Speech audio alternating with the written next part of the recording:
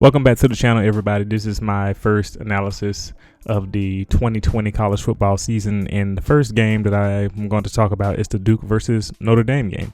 And it's very simple. Not going to be a lot that I'm going to talk about today, but there were some things in there that I thought were interesting, and I want to get your opinion about, or at least just want to highlight them just so you can be aware as the season goes along and you can know something about some teams so that for when you're projecting or when you're analyzing future games.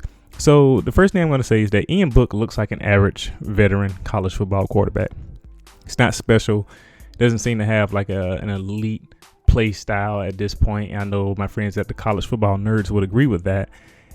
But I know some Notre Dame fans might be mad to hear that. And I'll get into why in the video. But also the running back, Williams, I think it may be Tyron or Kyron.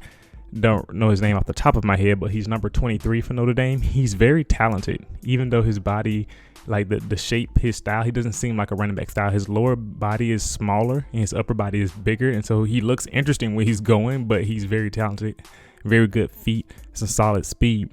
In the tight end, Michael Mayer, they were calling him the baby Grunk because he's number 87. He's also 6'5", 235 pounds. He is talented, so I'm actually excited to watch more of Notre Dame just to see what he can do, and also the running back. Now Duke, then if you didn't know, their quarterback is a transfer from Clemson, the backup, Chase Bryce, and he has some nice physical tools, but we knew that from his time at Clemson.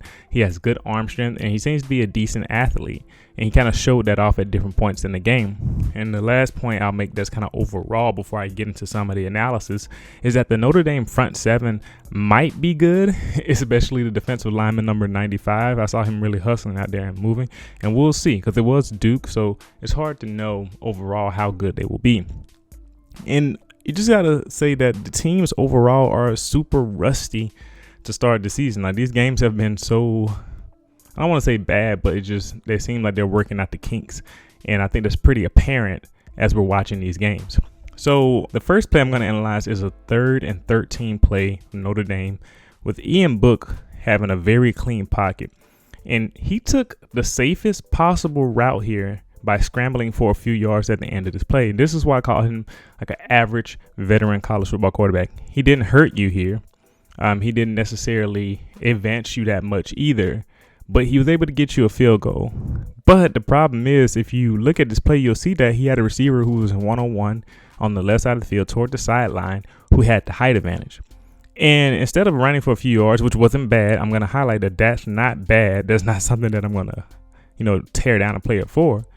But when your receiver is one-on-one on the sideline and you have the height advantage, you throw it high and toward the left sideline and give your receiver a chance to catch the ball, because most likely you're in field goal range anyway. So you might as well let your kicker kick it from there rather than moving the ball up a couple of yards, 5 yards, which does help. But you had a chance to possibly get this first down with your receiver having the advantage. And that's just something that you would want to see, your senior level, veteran quarterback really make a difference on. Now, the next play I'm going to talk about with him is that on the play that he threw the ball into the ground to his tight end, Michael Mayer. And this is another example why I say he's like an average college quarterback, because he could have anticipated, and it seems like he knew that the tight end was going on this route. But if he knew that the blitz was coming, because the blitz was coming right up on him, like in his face. But if he knew that was coming, all he had to do was put some air on the ball, throw it out in front of the tight end's route. Instead, what he did was he jumped up in the air because he saw the blitz coming and tried to fire the ball at the tight end really fast. Now, understand, when you're a quarterback and you got people running at you, this is not something that you can just do really easily. And, I'm making it sound simple, but you would think that if he's going to be elite, as some would call it, then he would be able to lead this ball out in front, not throw all his power into it and put the ball into the ground, but kind of loft it out in front where the tight end can catch it and keep running. But in this case, he threw an incompletion, and that's something that we don't want to see. Now I'm going to talk a little bit about Chase Bryce from Duke. He probably had the most impressive throw out of the quarterbacks in this game, out of any play here. It's on a 3rd and 11 play to the tight end, his own tight end, number 87, although I didn't catch his name. And it was really nice because he anticipated this throw well. His throwing motion was started while the tight end was breaking down versus his defender.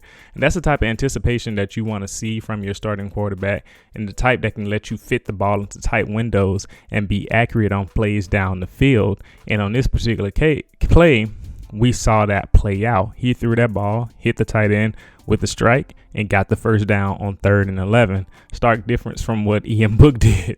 But that's going to be interesting to see, because I would actually watch Duke just to see more of what Chase Bryce can do. He's been sitting behind Trevor Lawrence, and and actually he was there before Trevor too, so he's been sitting behind for a while, but he obviously had the tools, and now he's getting the opportunity to showcase it. I don't know how much he can do that on Duke, but Duke does have David Cutcliffe, who got Danny Dimes drafted, so we'll see. So here's my conclusions. Here's some questions I have for you. What are you expecting out of Notre Dame this year? Do you think they're going to go far? Do you think they have a really good team? What do you expect? I mean, this season is going to be weird anyway, so who knows?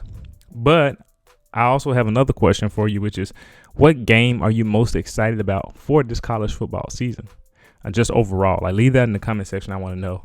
And I'm going to leave you with this bit of advice. People need to stop sleeping on Duke. David Cutcliffe and that coaching staff, they do a good job over there. They consistently have a solid offense where they're making things happen, and they challenge teams when people aren't expecting it. So those are just my thoughts on this Notre Dame and Duke game. So if you like this content, we have a video here on the left that shows you what the YouTube algorithm says you would like based upon your viewer patterns and history. So they're probably right. They usually are. And to the right here is the last video I made. So check those out if you would like. And please subscribe to the channel if you want to see more content. Thank you for watching. I'll see you next time.